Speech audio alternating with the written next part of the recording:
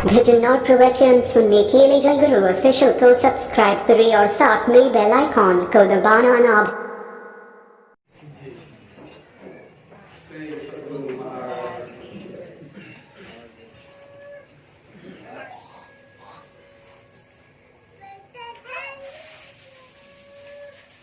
एक छोटी सी घटना है, उसको आप लोग ध्यान से श्रवण करें। एक कोई शहर के व्यक्ति थे, बहुत वर्षों के बाद अपने घर को जा रहे थे बिहार। रास्ते में नदी पड़ गई। नदी में एक नाव भी थी और मल्लाह भी था। उसने निवेदन किया कि हमको पार कर दो। मल्लाह तैयार हो गया, कहा देखिए आदमी तो और है नहीं कोई, आप ही को पार करेंगे तो ज्यादा पैसे देने होंगे आपको। कहा भाई जो ले रहा हम दे देंगे, हमको पार। अकेला बैठ गया नाव में। मल्लाह जो है नाव को आगे बढ़ाने लग गया। थोड़ी दूर नाव गई तो शहर का बाबू पूछता है मल्लाह से, भाई तुम कुछ हिसाब गणित वगैरह पढ़े हो कि नहीं? मल्लाह ने कहा कि भैया मैं तो कुछ हिसाब वगैरह नहीं जानता, हिसाब किसको कहते हैं? उस व्यक्ति ने कहा कि जोड़ घटाओ गुना भाग लघुत्तम महत्तम, यही हिसाब होता है, मालूम है तुमको? उसने कहा नहीं हमको तो कुछ मालूम नहीं है।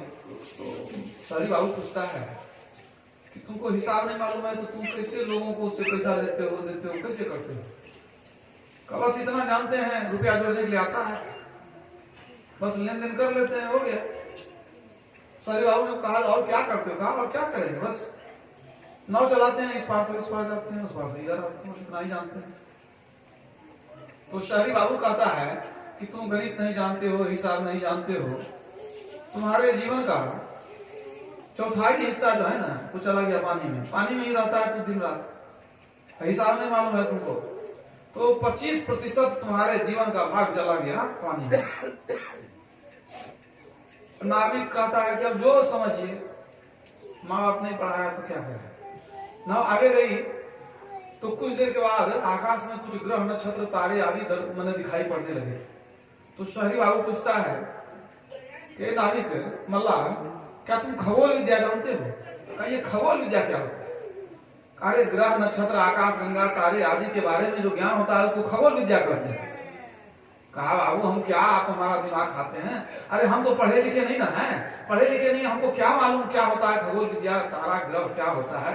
हम अपना जो ग्रह है उसी को उतारने में लगे हुए हैं। दिन रात हम परिश्रम करते हैं कि हमारा दुख का ग्रह उतर जाए, और कोई ग्रह नहीं जानते। तब शहरी बाबू कहता है तो तू खगोल विद्या नहीं जानता, आकाश की पिंड के बारे में कुछ नहीं जानता है, तेरा आधा जीवन साफ हो गया, आधा जीवन गया पानी में, 50% तुम्हारा जीवन बर्बाद हो गया, पानी में चला गया। नाविक आप जो समझिए। फिर और आगे बढ़ा कुछ दूर तो उस पार में, नदी के उस पार में कुछ पेड़ पौधे जीव जंतु दिखाई पड़ने लगे। तब पूछता है बाबू शहरी बाबू कि मल्लाह तू ये बताओ, तू जीव विज्ञान जानता है? कहा ये जीव विज्ञान क्या होता है? कहा जंतु और प्राण और वनस्पति के बारे में सब पढ़ाया जाता है, उसी को कहते हैं जीव विज्ञान। कहा बाबू हमारा दिमाग मत खराब कीजिए, हम आपको पहले कहा हम पढ़े लिखे नहीं है तो आपको समझ में नहीं आता है, क्यों दिमाग में खराब करते हैं? हम पढ़े लिखे नहीं है तो आप हमको तंग करते हैं। तो ये कहता है कि अच्छा तब तो तेरा 12वां जीवन गया पानी में, 75% जो है तुम्हारा जीवन जो है चला गया पानी में।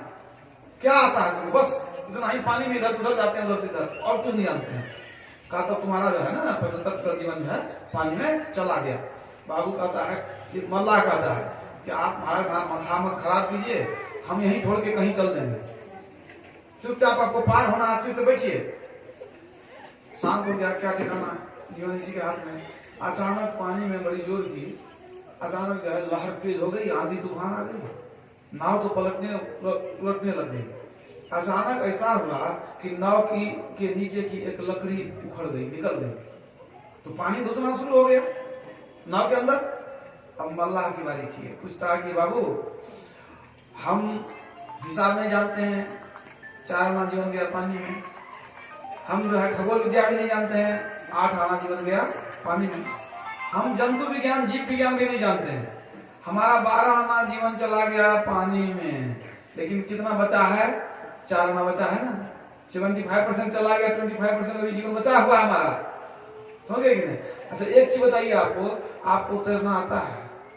अब तो बाबू कहता है, घबरा गया, कहा नहीं तैरना तो नहीं आता है, का पानी घुस रहा है नाव में, आपको तैरना नहीं आता है, तो याद रखिए आपका 16 आना जीवन गया पानी में, 100% चला गया पानी।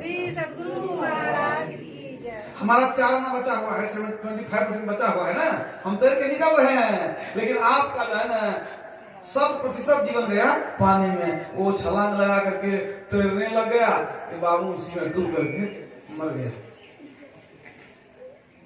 कथा से प्रेरणा मिलती है। कथा संकेत करता है कि यदि आप पानी में घुस गए हैं, तैरना नहीं आता है, तो जीवन को बड़ा खतरा है, भविष्य बड़ा अंधकारमय है।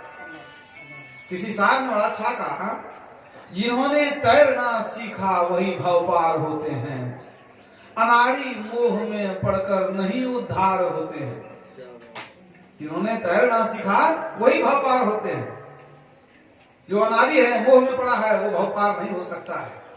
संसार सागर है, जैसे नदी में कोई जाता है, तैरना आवे तो जीवन सुरक्षित है, नहीं तो बड़ा असुरक्षित जीवन है, अंधकारमय जीवन है। उसी तरह से जो जीव भवसागर में आ गया, उसको यहाँ से तैर करके निकलने की कला मालूम होनी चाहिए। भवसागर को कौन पार करेगा? आवागम के चक्र से कौन निकलेगा? तुलसीदास जी ने कहा, वाक्य ज्ञान अत्यंत निपुण, भव पार न पावे कोई, निशिगृह मध्य दीप की बातिन है, तम निवृत्त न होई। कहते हैं अंधकार से भरे कमरे में बैठ करके कोई दीपक का बात करने लग जाए, रंग बिरंग से प्रकाश की बात करे, वह जो है सो बल्ब, ट्यूबलाइट और चिराग, दीपक की बात करना शुरू करे, तो उसी से अंधकार जाने वाला नहीं है। चिराग तो जलाना पड़ेगा, मुंह से हम कहते रहेंगे प्रकाश और लाइट, अब बल्ब ट्यूबलाइट तो नहीं होगा उससे। तो वही कहते हैं तुलसीदास जी, वाक्य ज्ञान अत्यंत निपुण, भाव पार न पावे कोई बहुत ज्ञानी हो, बहुत प्रवचन करने वाला हो, बहुत बोलने वाला हो, तो इसी से कोई भवसागर पार हो जाएगा, असंभव है। वाक्य ज्ञान अत्यंत निपुण, भाव पार न पावे कोई।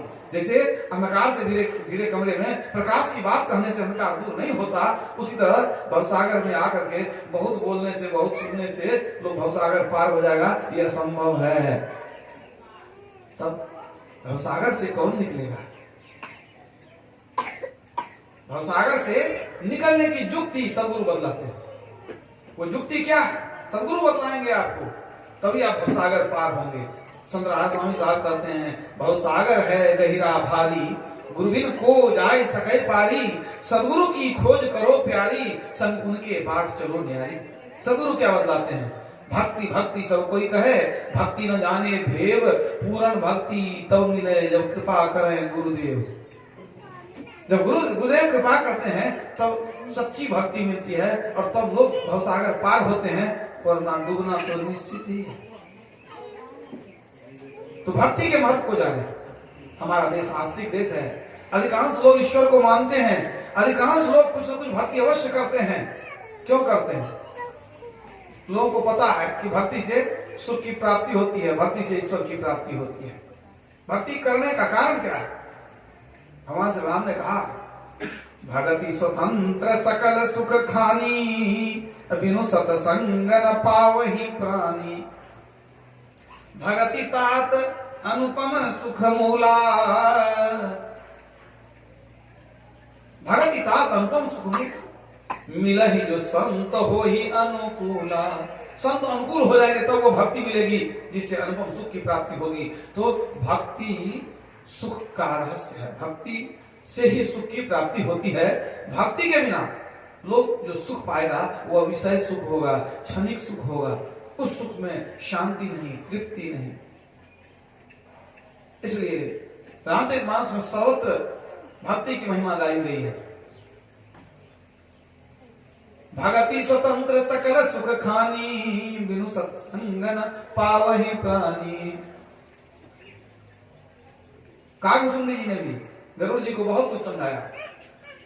उन्होंने साफ कह दिया कि भक्ति के बिना जीवन में सुख हो नहीं सकता है। श्रुति पुराण सब ग्रंथ कहाई, रघुपति भगति बिना सुख नाई। और यदि भक्ति बस जाए हृदय में तब क्या होगा? राम भगति मणि पूर्व बस जाके दुख लवले सन सपने होता के। राम की भक्ति जिसके हृदय में बस गई उसके जीवन में कभी दुख नहीं आता है, लेकिन वो असली भक्ति होनी चाहिए। देखा देखी कबहू न चढ़सी भक्ति का रंग, विपत्ति पड़े पर छाड़सी ज्यों के चुली भुजंग। जैसे सांप केचुआ एक बार छूट जाता है तो उससे दोनों का संपर्क फिर कभी नहीं होता है, इसी तरह देखा देखी भक्ति कर लीजिए, आज भक्ति किए कल भक्ति छूट जाएगी, आज किसी और की भक्ति परसों किसी और की भक्ति। ये देखा देखी भक्ति करने से सुख की प्राप्ति नहीं होती है, ये भक्ति है ही नहीं। देखा देखी लोग कर लेते हैं, इसका वो फल नहीं है। भक्ति क्यों करते हैं? सुख की प्राप्ति के लिए। लेकिन अगर सुखी की प्राप्ति नहीं हो तो भक्ति करते करते जीवन भी चला गया तो किस काम का? भक्ति को जाने, भक्ति हम किस तरह का है, सार भक्ति क्या है। भक्ति के दो प्रकार हैं। भक्ति दो तरह की है, एक भक्ति स्वर्गदायिनी भक्ति है, दूसरी भक्ति मोक्षदायिनी भक्ति है। आपको क्या चाहिए? आप स्वर्ग जाना चाहते हैं कि मोक्ष में जाना चाहते हैं? इसको पहले निर्णय कर लीजिए, पहले अपने लक्ष्य को निश्चित करना चाहिए, तब यात्रा करनी चाहिए। अगर लक्ष्य ही नहीं मालूम हो, यात्रा शुरू कर दें तो कहां जाएंगे? किसी व्यक्ति को गंतव्य का पता नहीं हो कि कहां जाना है, सिर्फ वो चलते रह जाए तो जीवन भर चल करके वह थक जाएगा, जीवन उसका बेकार चला जाएगा। तो भक्ति दो तरह की है, एक स्वर्गदायिनी एक मोक्षदायिनी। लेकिन स्वर्ग जाने वाली जो भक्ति है उसके लिए संत और भगवान दोनों मना करते हैं। क्यों? कहते हैं स्वर्ग सब दिन के लिए नहीं है, स्वर्ग का सुख एक सीमित समय के लिए होता है। पुण्य चीन सोई देव स्वर्ग से नरक में आवे, भरमय चालियु खान तुम कही ताहि रिझावे। आगरा के हाथरस के संत तुलसी साहब ने कहा है कि स्वर्ग में पुण्य समाप्त हो जाता है तो देवता को भी पुनः नरक में आना पड़ता है, 84 लाख योनियों में भटकना पड़ता है। तो सुख के बाद दुख स्वर्ग में लगा रहता है। इसलिए भगवान राम ने भी साफ मना कर दिया, यही तन कर फल विषय न भाई, स्वर्ग स्वल्पांत दुखदाई। भगवान राम कहते हैं कि स्वर्ग का सुख थोड़ा है, सीमित है, अंत में बड़ा दुख होता है जब वहां से निकाल दिया जाता है। इसलिए स्वर्ग की इच्छा मत करो। स्वर्ग अस्थायी सुख नहीं है, कुछ दिनों का सुख है। मान लीजिए थोड़ी देर के लिए किसी का नया नया विवाह होता है, ससुराल जाता है, ससुराल में बहुत आव भगत होती है, बहुत खातिरदारी होती है, बहुत विदाई भी मिलता है। लेकिन अगर वहीं जाकर रह जाएगा तो क्या खातिरदारी होगी? ये थोड़े दिन का सुख है। अगर सब दिन वहीं रह जाएंगे तो वहां से सास ससुर कहेंगे वही अपना रोजगार भी देखो, जरूर कहेगा। तो वही बात है, 4 दिन की चांदनी फिर अंधेरी रात। तो ये स्वर्ग का सुख वैसा ही है, वहां सब दिन रहना नहीं होता है, फिर वहां से निकलना पड़ता है। और लेकिन ये जो मोक्ष सुख है उस सुख में फिर कभी दुख नहीं आता है, उस सुख में फिर कभी दुख नहीं आता। आवागमन का चक्र मिट जाता है, जीव ब्रह्म में मिल करके एक नेक हो जाता है। मुंडकोपनिषद कहता है यथा नद्यः संदमाना समुद्रे स्तं गच्छन्ति नाम रूपे विहाय, तथा विद्वान नाम रूपा विमुक्तः परात् परं पुष्पमुपैति दिव्यम। जैसे निरंतर बहती हुई नदियां अपने नाम रूप को छोड़ करके समुद्र में मिल करके समुद्र बन जाती है, उसी तरह विद्वान पुरुष अपने नाम रूप को त्याग करके परात्पर दिव्य पुरुष परमात्मा को पा लेते हैं। श्री सद्गुरु महाराज की जय। जब परमात्मा को पा लिया तो नाम रूप सब समाप्त हो गया। अंदर में वो पता चल गया कि जीव ब्रह्म का मिलन हो गया। एक बार जीव ब्रह्म का मिलन हो जाता है फिर कभी विछुड़न होता ही नहीं है। वो है शाश्वत सुख, उसी को कहते हैं मोक्ष सुख। वो है अक्षय सुख, वो है अस्थायी सुख। उस सुख में फिर कभी दुख का लवलेश नहीं है। उसी दशा के लिए तुलसीदास जी ने कहा शोक मोह भय हरस दिवस निशि देश काल तहनाही, तुलसीदास यही दशाहीन संशय निर्मूल न जाही। एक बार जो वहां चला गया लौट करके संसार में नहीं आता है। इसके लिए भगवान श्री कृष्ण ने कहा न तद भास्यते सूर्यो न शशांको न पावकः यद गत्वा न निवर्तन्ते तद धाम परमं मम।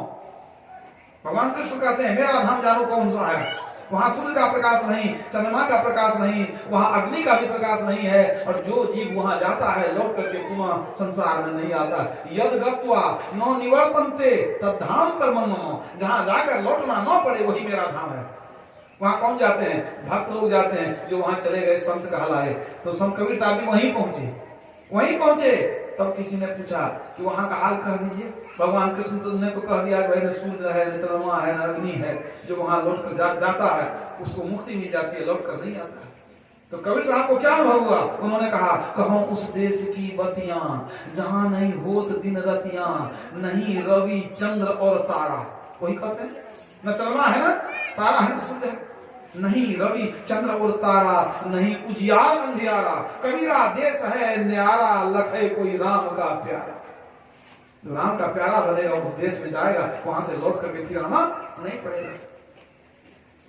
जब वहां पलटू साहब पहुंचे तो उन्होंने भी वर्णन किया, उस देश की बात मैं कहता हूं, आसमान के बीच में सुलाख है जी, सुलाख माने छेद। उस देश की बात मैं कहता हूं, आसमान के बीच में सुलाख है जी, बादशाह उसी के बीच में बैठा है, सूझ ही पड़े बिना आंख है जी। बिना आंख का ही दिखाई पड़ता है, इस आंख की कोई जरूरत नहीं है। इसलिए कबीर साहब ने भी कहा, चाम चश्म नजरी न आवे, खोज रूह के नैना। आत्मा की शक्ति से खोजो, दृष्टि से, चरम दृष्टि से मिलने वाले नहीं। तो सभी संत कहते हैं वहां जाकर के सुखी सुख है, वहां दुख नहीं होता। वो है मोक्ष, जिसको परम पद कहा गया। वो परम पद है, मोक्ष पद है, जिसको संत कबीर साहब ने पाया। और तब उन्होंने क्या कहा, राम भगति में जाको, हित चित ताको, अचरज काहा, गुरु प्रसाद साधु की संगति, जग जीते जात जुलाहा। ये जुलाहा संसार को जीत करके जा रहा है। गुरु की कृपा मिली, साधु की संगति मैंने किया, और हम उस पद में चले गए जहां से लौट करके आना नहीं पड़ता। हम संसार को जीत के जा रहे हैं। और जो पंडित लोग हैं उनके लिए कहा, वेद पढ़नते पंडित हो गए। कबीर साहब कहते हैं, वेद पढ़नते पंडित हो गए, राम नाम नहीं जाना। पंडित तो बन गया, राम नाम नहीं जान सका। वेद पढ़नते पंडित हो गए, राम नाम नहीं जाना। कहे कबीर, एक ध्यान भजन से पावे पद निर्वाणा। ध्यान भजन से पावे पद निर्वाणा। मुक्ति कैसे मिलेगी? ध्यान भजन से। कहते हैं वेद पढ़ के पंडित हो गया, राम नाम नहीं जान सका। वो राम नाम क्या है? आपके अंदर में ईश्वर की ध्वनि हो रही है, आवाज आ रही है आ रही धुर से सदा तेरे बुलाने के लिए प्रभु पुकार रहे हैं। वो है राम नाम, जिसके लिए महर्षि महाराज ने कहा कि राम नाम अमर नाम भजो भाई सोई, असोई सत धुन सब घट घट होई। सबके अंदर वो ओंकार ध्वनि हो रही है, जिसके लिए कबीर साहब ने कहा, शब्द निरंतर से मन लागा, शब्द निरंतर से मन लागा, मलिन वासना भागी, उठत बैठत कबहू न छूटे, ऐसी ताड़ी लागी। ताड़ी लगना है समाधि लगना। कहते हैं उठते बैठते भी हम सबको सुनते रहते हैं, हमारी समाधि लगी रहती है। उस मोक्ष पद में जाना है तो कहने का मतलब भक्ति करने का दो रास्ता हो, दो लक्ष्य हुआ। एक भक्ति करके आप स्वर्ग में जाइए, दूसरी भक्ति करके मोक्ष में जाइए। और क्या अंतर है उसको समझिए। जो स्वर्गदायी भक्ति है उसमें क्या करते हैं, बाहरी वस्तु के द्वारा, बाहरी वस्तु जल फूल मिठाई अक्षत जो भी देना है आपको, धूप अगरबत्ती, बाहरी वस्तुओं के द्वारा भक्ति करते हैं। किन की भक्ति करते हैं? अनेक देवी देवताओं की सगुण भक्ति करते हैं। उस भक्ति को कौन बताएंगे? पंडित जी बताएंगे। उससे मिलेगा क्या? स्वर्ग मिलेगा। अब दूसरी भक्ति क्या है? उसमें बाहरी वस्तु नहीं चाहिए। किनकी भक्ति होगी? अनेक देवताओं की नहीं, एक ईश्वर की भक्ति। कौन बताएंगे? सदगुरु बताएंगे, पंडित जी बताएंगे, सदगुरु बताएंगे। वो कहां ले जाएगा? मोक्ष में। ये दो भक्ति को समझ लीजिए, दोनों को मिलाइए मत। दोनों को मिलाने की जरूरत नहीं है। अगर आपको मुक्ति नहीं चाहिए, आपको संसार में घूमना है, स्वर्ग नरक में घूमने में अच्छा लगता है, कोई जरूरी नहीं है सत्संग में आने का। आप भी ठाकुर जी की मूर्ति रखिए, जल फूल चढ़ाइए, भजन गाइए, मिठाई खाइए, कोई दिक्कत नहीं। पंडित जी से पूछ लीजिए कैसे कैसे क्या करना, करते रहिए। अगर आवागमन में ही आनंद आता हो, स्वर्ग नरक में घूमने में आनंद आता हो, तो कोई जरूरी नहीं है कि हम सत्संग करें, ध्यान करें, गुरु से दीक्षा लें, कुछ मत कीजिए। जैसे सब करते हैं आप भी करते रहिए। ऐसी दीवानी दुनिया भक्ति भाव नहीं बूझे जी। कोई आवे तो बेटा मांगे यही गोसाई दीजिए जी। कोई आवे दुख का मारा हम पर कृपा की जाए जी। कोई करावे ब्याह सगाई सुनत गोसाई दी जाए जी। कोई आवे तो दौलत मांगे, दौलत 1 रुपया को नहीं करते हैं, कम से कम लाख करोड़ होना चाहिए तब दौलत होगा। कोई आवे तो दौलत मांगे, भेंट रुपया ली जाएगी, 1 रुपया दे देंगे, हम मांग रहे क्या? दौलत।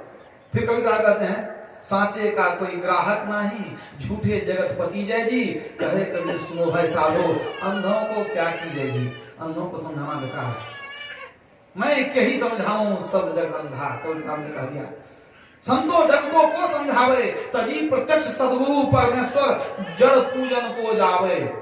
कहते हैं जड़ की पूजा करता है, ईंट पत्थर की पूजा करता है। सदगुरु साक्षात परमात्मा है। सदगुरु कौन है? साहब से सदगुरु भय, सदगुरु से भय साध, ये तीनों अंग एक हैं। गति कछु अगम अगाध परमात्मा सदगुरु के रूप में आए हैं। हमारे गुरुदेव ने कहा कि प्रभु गुप्त हैं और गुरु प्रकट हैं, एक ही दयालु। दोनों दयालु एक ही हैं, लेकिन परमात्मा गुप्त हैं और गुरु प्रकट शरीरधारी हैं। वो आपके दुख को हरने के लिए सामने प्रकट हो गए हैं। वही बात है। तो जो बाहरी भक्ति में लगना चाहते हैं, कोई जरूरी नहीं है। बाहरी भक्ति में और फायदा है क्या? सब कुकर्म कीजिए, बाहरी भक्ति करते रहिए। मांस खाइए, मछली खाइए, अंडा खाइए, शराब कीजिए, रात भर चोरी कीजिए, डकैती कीजिए, भगवती की पूजा करिए। लेकिन ये जो मोक्ष वाली भक्ति है, इसमें ये सब चलने वाला नहीं है।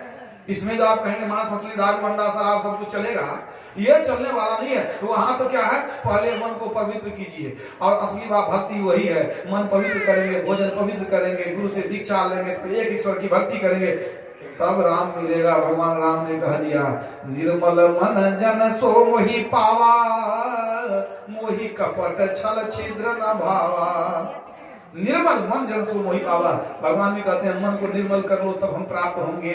दर्शन तो रावण को ही हुआ, बहुत दानवों को हुआ, लेकिन क्या राम को प्राप्त करने का लाभ मिला? उनको नहीं मिला। मोक्ष नहीं मिला तो क्या राम को प्राप्त किया हो? राम की प्राप्ति हो गई मतलब मुक्ति मिल गई। राम भरती रथ नर अरु नारी, सकल परम पद के अधिकारी। रावण स्वर्ग गया, दशरथ स्वर्ग गए, मोक्ष इन लोगों को नहीं मिला क्योंकि ये लोग सदाचारी नहीं थे। दशरथ जी भी सदाचारी नहीं थे। शिकार खेलते थे कि नहीं? तो शिकार खेलने वाला कौन सदाचारी होगा? हत्या करते थे वो। तो कहने का मतलब है दो भक्ति है, आप चयन कर लीजिए। लेकिन सारे संतों ने, भगवान राम ने कह दिया कि स्वर्ग की इच्छा मत करो, मोक्ष की इच्छा करो। साधन धाम मोक्ष कर द्वारा मुक्ति को प्राप्त करो। इसके लिए मनुष्य शरीर मिला है, मोक्ष में जाने के लिए। देवताओं के पीछे भागने के लिए मनुष्य शरीर नहीं मिला है। अगर ऐसा होता तो भगवान राम क्यों कहते हैं कि ये शरीर सुदुर्लभ शरीर है? देवताओं को दुर्लभ है कौन? मनुष्य शरीर। देवताओं को भी दुर्लभ है। इसी शरीर से हम देवता के पीछे भागते हैं तो ये उन्नति नहीं हुई। आप बात को समझिए। अगर परमात्मा को देव शरीर ही देना होता तो मनुष्य क्यों शरीर देते? क्यों? वो स्वर्ग भेज देते, वहां आनंद उठाओ, स्वर्ग भोग लो, फिर नरक में आ जाओ। उनकी इच्छा थी कि हम लोग मुक्ति प्राप्त करें, इसीलिए हम लोग को वो दिए मनुष्य शरीर। कह भी दिया कि स्वर्ग की इच्छा मत करो, और साधन धाम मोक्ष कर द्वारा तेरे शरीर के अंदर है, मुक्ति प्राप्त करो, इशारा कर दिए। अब मनुष्य शरीर मिला है मुक्ति पाने के लिए। हम लोग देवों की पूजा करते हैं स्वर्ग जाने के लिए। तो स्वर्ग जाएंगे तो फिर नरक में जाएंगे, फिर आवागमन में घूमेंगे, अब मुक्ति में चले गए तो सदा के लिए सुख में चले गए। बस यही अंतर है। मनुष्य का शरीर है, देवताओं का भी शरीर है, उनका सूक्ष्म शरीर है, हमारा स्थूल शरीर है। अब दोनों की तुलना की गई है, उपमा दी गई है। मनुष्य के शरीर को माना गया है कि जैसे लोहा है, और जो देवताओं का शरीर है उसको चांदी का शरीर मान सकते हैं। तो लोहा से चांदी बहुत कीमती है, इसलिए मनुष्य से देवता को श्रेष्ठ माना जाता है। उनकी आयु लंबी होती है, उनके इंद्रियों में भोगने की शक्ति बहुत है, स्वर्ग में सुख बहुत है। तो देखिए अंतर क्या है।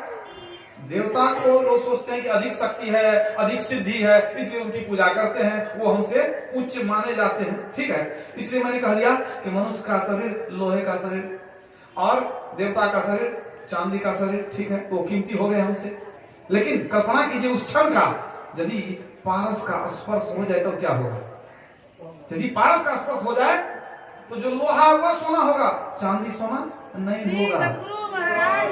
तो ये पारस क्या है? अति दुर्लभ है तन मानुष को यह पारस ज्ञान विचारिए जी। गुरु मंत्र दियो जो दया करके सो श्वास में श्वास उचारिए जी। अगर पारस का स्पर्श होगा तो लोहा सोना बनेगा, चांदी सोना नहीं बनेगा। मतलब अगर हम लोगों को मोक्ष की युक्ति मालूम हो जाए, अगर असली भक्ति मिल जाए, तो हम लोहा से क्या बन जाएंगे? पारस सटने से हम हो जाएंगे सोना, मतलब हम मुक्ति में चले जाएंगे।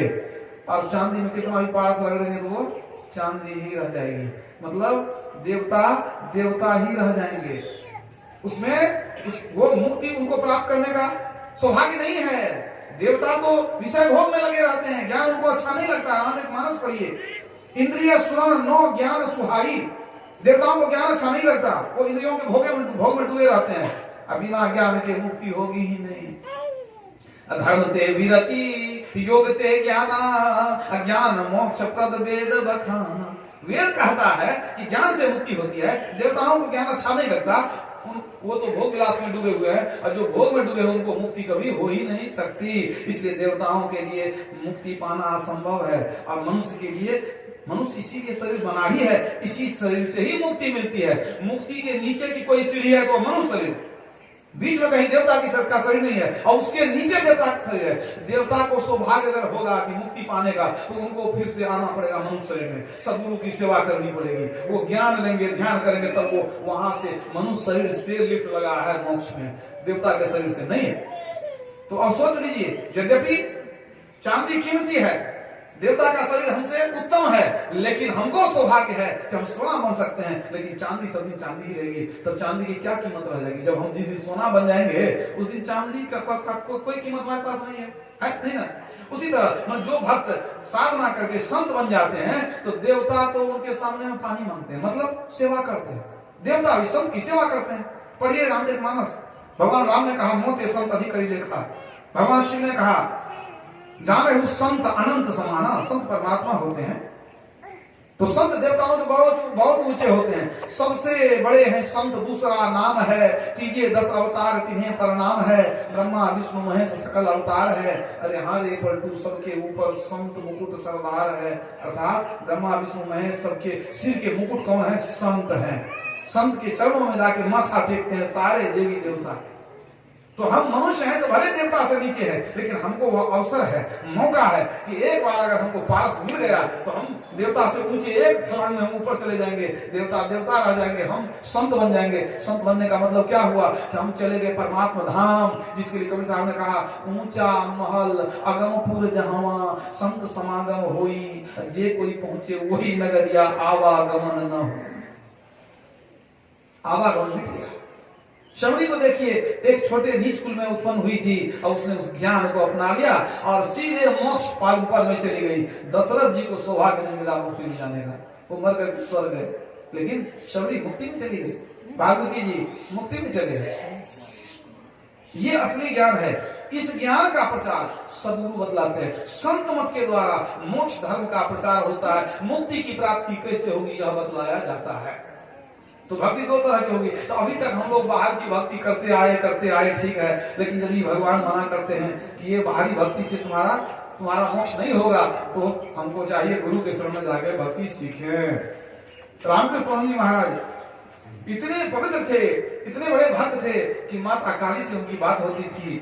माता काली शरीर रूप में आकर के उनको दर्शन देती थी, गोद में बैठा करके भोजन कराती थी। ऐसा सौभाग्य किसी भक्त को नहीं मिला होगा। इतने बड़े ऊंचे भक्त। लेकिन क्या हुआ, एक बार पंजाब के महात्मा तोतापुरी जी महाराज आए दक्षिणेश्वर, और वहां जाकर के जब रामकृष्ण परमहंस को देखा तो उसको लगा बड़ा पवित्र आत्मा है, इसको अगर दीक्षा दे देंगे तो बहुत जल्दी ये मुक्ति को प्राप्त कर लेगा। तोतापुरी जी महाराज ने कहा कि रामकृष्ण, मैं तुमको ब्रह्म ज्ञान की दीक्षा देना चाहता हूं। उन्होंने सोचा कि दीक्षा लेके क्या करेंगे आप, मन में विचार आया। फिर रामकृष्ण जी महाराज कहते हैं कि महाराज आप ये दीक्षा देना चाहते हैं ना, तो हम माँ को पूछेंगे, माँ कहेगी ले ले तब दीक्षा लेंगे, नहीं लेंगे, क्योंकि माँ से बड़ा प्रेम था काली माता से। तोतापुरी जी महाराज ने कहा ठीक है, तो जाके माँ से इजाजत मांगो। रामकृष्ण जी महाराज मंदिर के अंदर गए, पट को बंद कर दिए, पुकारने लगे माँ माँ माँ। माता काली प्रकट होगी, पूछते हैं हाथ जोड़ के, माँ एक महात्मा जी आए हैं, वो कहते हैं ब्रह्म ज्ञान की दीक्षा लो, क्या हम लें या नहीं लें? आपकी जैसी आज्ञा होगी मैं वैसा ही करूंगा। माता काली मुस्कुराती हुई कहती है, पुत्र मेरी प्रेरणा से ही वो आए हैं, तू अवश्य दीक्षा लो, क्योंकि इस ब्रह्म ज्ञान की दीक्षा लिए बिना किसी को मुक्ति की प्राप्ति नहीं होती है। तुमको मेरी भक्ति से सब कुछ की प्राप्ति हो सकती है, लेकिन मुक्ति की प्राप्ति तब होगी जब गुरु तुमको ब्रह्म ज्ञान का बीज डाले रहते हैं। खुशी खुशी वहां से निकले, बाहर आए और उन्होंने कहा माँ का आदेश हो गया, दीक्षा लिए।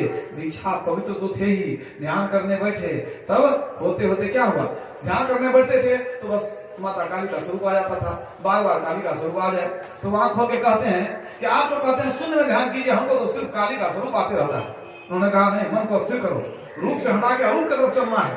भगवान कृष्ण ने भी कहा हे उद्धव जी, पहले पूरे शरीर का ध्यान कीजिए, मेरे शरीर का ध्यान कीजिए।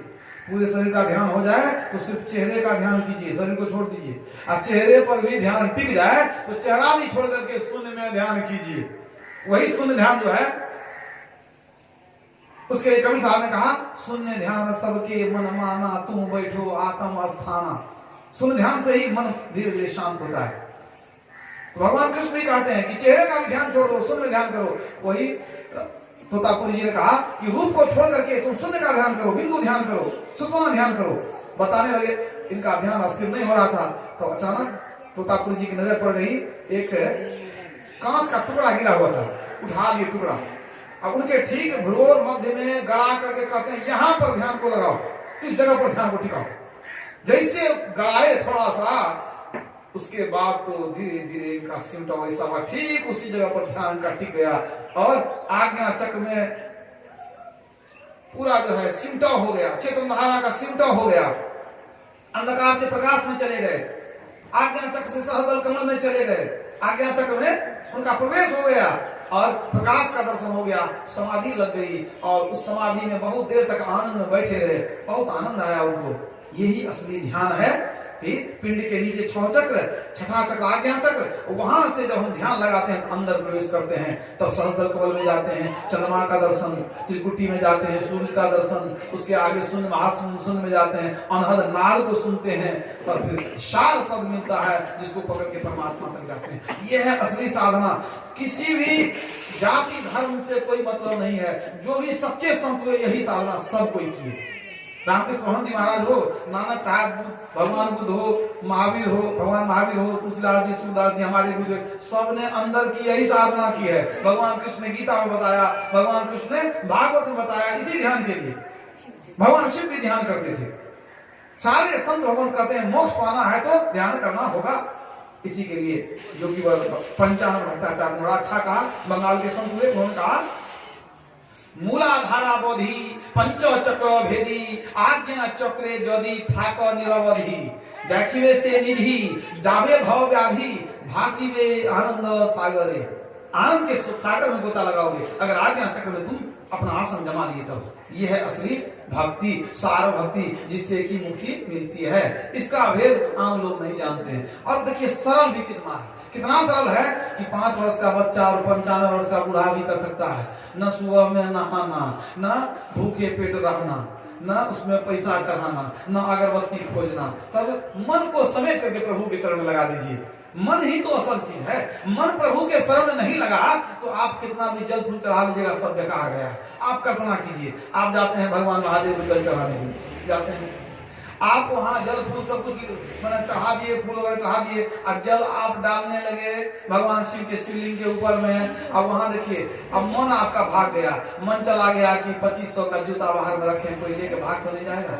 मन चला गया वहां, तो मन में क्या घूम रहा है? जूता। तो जल चढ़ा रहे थे, कहाँ गया भगवान शिव को जूता को चढ़ा? सो बताइए, मन तो आपका चला गया जूता में, संसारिक प्रपंच में। तो इंद्रियों के द्वारा आप भक्ति करते हैं, मन भागता है कहीं से कहीं। ये भक्ति नहीं है, ये ढोंग है। इसलिए याद रखिए कि भक्ति में मन की संलग्नता होनी चाहिए। शरीर की कोई जरूरत नहीं। अंधा आदमी भक्ति नहीं कर सकता है, वो भी कर सकता है। इसको हाथ पैर में भक्ति नहीं कर सकता, वो भी कर सकता है।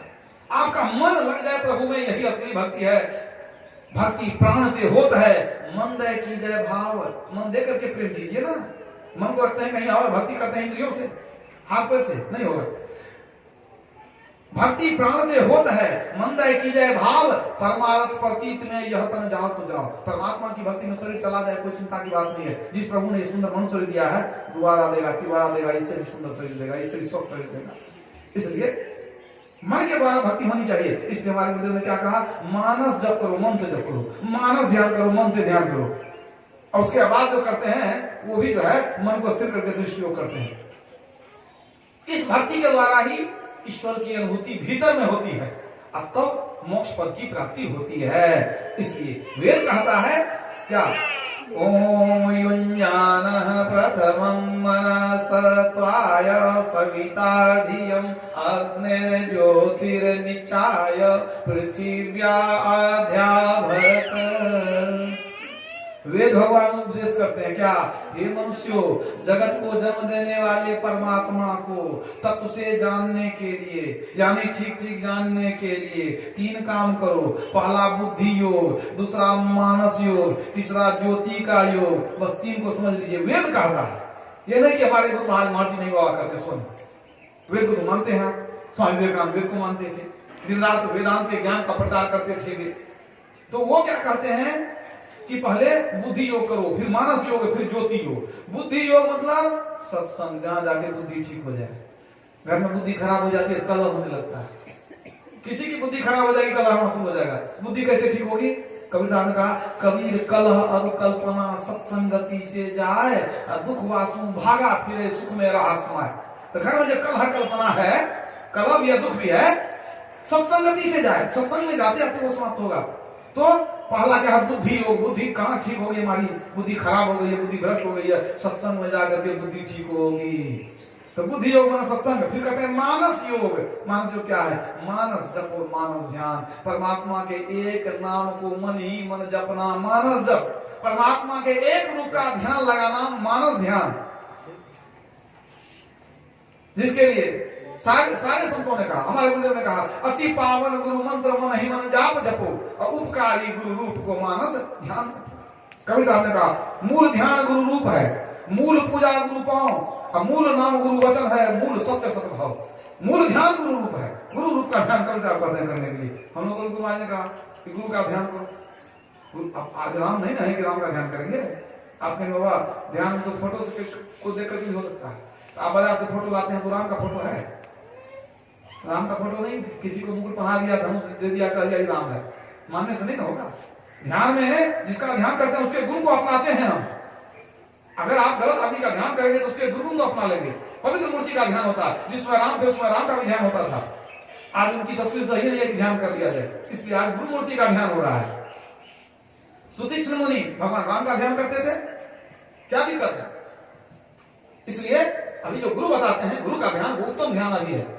तो सबसे पहले मानस जप और मानस ध्यान। पहले बुद्धि योग हो गई, और फिर मानस योग मतलब मानस जप। मन ही मन परमात्मा के अनेक नाम है, गुरु जो बता दे एक नाम का जप करना।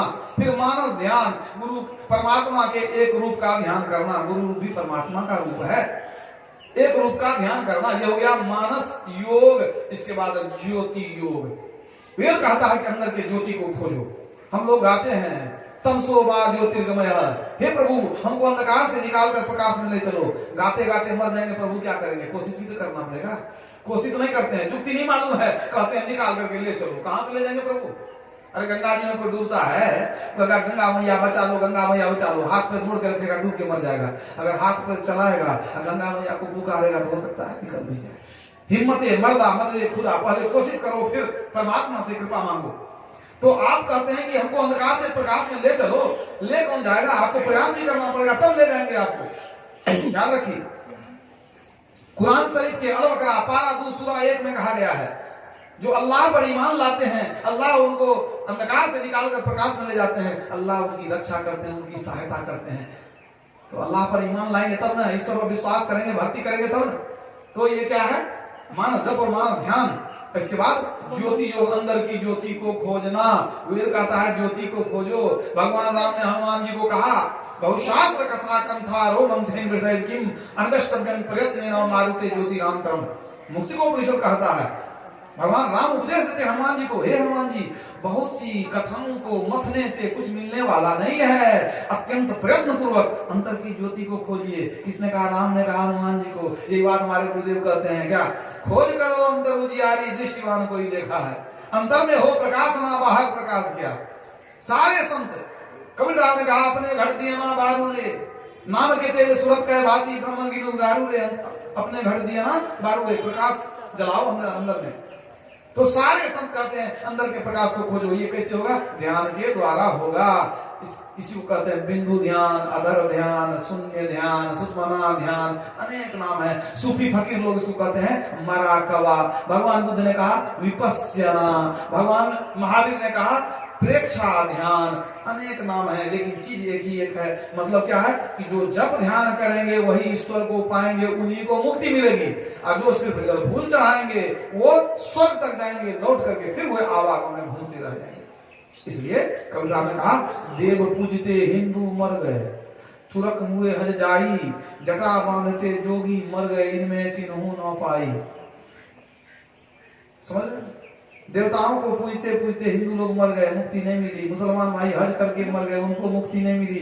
जटा बनाने में रह गए जोगी लोग, उनको भी मुक्ति नहीं मिली। तो कैसे मिलती है? तो कबीर साहब कहते हैं, जे नर जोग जुगति करी जाने, जो ध्यान योग जानता है, जाने है ना, जानता है, जो नर जोग जुगति करी जाने, खोजे आप शरीरा। कहां खोजेगा मुक्ति को? अपने शरीर के अंदर। ईश्वर को कहां खोजिएगा? अपने शरीर के अंदर। तो जो नर जोग जुगति कही जाने, खोजे आप शरीरा, जिनके मुक्ति संशय नाही कहत जोला है कबीरा। ये कबीरा कहता है कि उसके लिए मुक्ति कोई बड़ी चीज नहीं है, जो जुक्ति जान करके अंदर में चलेगा। तो सबको चाहिए कि जुक्ति जाने भक्ति की, अंदर में ईश्वर की खोज करें, प्रकाश को प्राप्त करें, शब्द को प्राप्त करें और परमात्मा को प्राप्त करके और सदा के लिए आप मुक्त हो जाएं। यही मनुष्य जन्म पाने का उत्तम फल है। इसलिए सबको प्रयास करना चाहिए। इसके लिए घर बार छोड़ने की जरूरत नहीं है। घर बार में रहिए, परिवार में रहिए, रोजगार भी कीजिए, पवित्र कमाई कीजिए। जैसे सब काम करते हैं उसी तरह समय निकाल करके थोड़ा थोड़ा घर में एकांत में बैठ करके ध्यान कीजिए और ध्यान के द्वारा ही निर्वाण की प्राप्ति होगी। बोलिए प्रेम से श्री सद्गुरु महाराज की जय। इस सत्संग के अवसर पर मैंने कल ही धन्यवाद प्रस्तुत कर दिया है। मैं पुनः आदरणीय तीर्थंकर साहब जी को बहुत बहुत धन्यवाद देता हूँ। इनके भाई आए हुए हैं, गुरुदेव साहब जी, माता, उसके बाद इनकी बहन आई हुई है किरण जी, सबको मैं बहुत बहुत धन्यवाद देता हूँ। वास्तव में इनके पिता जो थे नेपाली साहब जी बड़े ही भक्त थे, हमेशा गुरु के चरणों में समर्पित रहते थे। किसी पूजा पाठ से उनको मतलब नहीं था, मुझे भी बुला करके सत्संग कराया करते थे। बड़े ही धर्मात्मा पुण्यात्मा थे। उन्होंने अपने परिवार के समस्त लोगों को ये संत मत का ज्ञान दिया।